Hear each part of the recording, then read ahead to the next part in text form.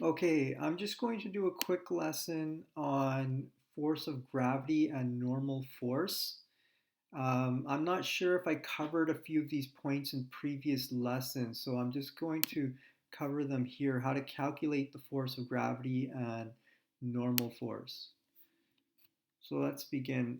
A 2.8 kilogram mass is resting on a table. Find the force of gravity and the normal force. So we can just draw a quick diagram here. So we have a table, and on this table we have a 2.8 kilogram mass. Okay, now there's going to be two forces acting on it, the force of gravity acting down and the normal force acting up.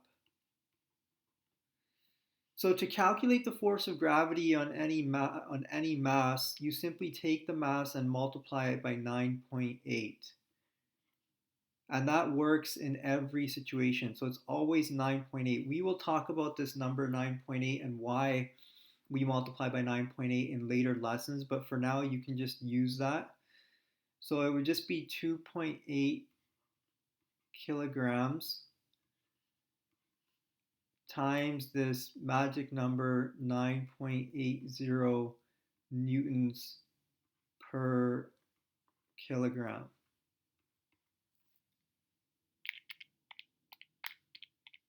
And we get 27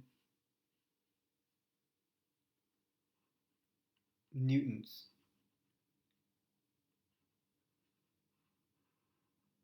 Okay.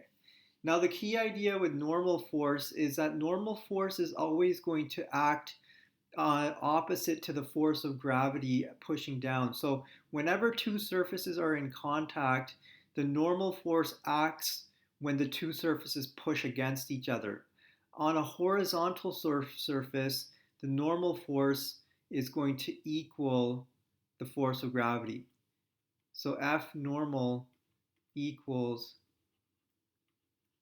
27 newtons. If the downward direction is negative, then you can make this a negative 27 here, okay, and a positive 27 here. So they're opposite in sign and equal in magnitude. Okay, next example. A 28 kilogram mass is free falling through the air and encounters 120 newtons of air resistance. Find the net force. So again, we have a free falling mass.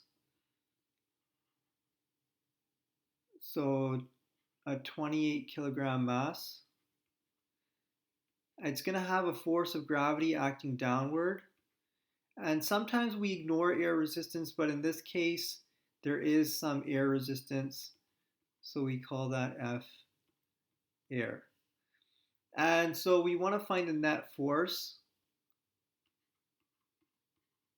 F net is equal to the sum of all forces. So it's equal to F air plus Fg. One of them is going to be negative, so it ends up being a subtraction. So F air is just equal to 120 newtons. It's acting up, so we'll say that's positive 120. And Fg, we would just take 9.8 and multiply it by mass. So it's 28 times 9.8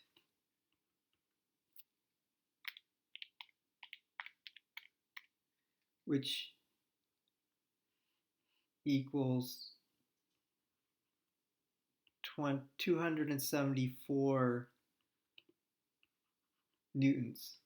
Okay, and that's going to be a negative. So when we find F net, we add the two forces together. So it becomes positive 120 plus negative 274.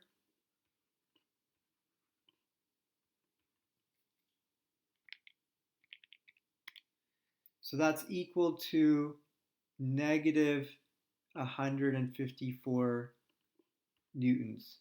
So that's it. I just wanted to clear up a couple of key ideas. One of them being that if you want to find the force of gravity, you simply multiply by 9.8 or 9.80, and that's the key idea.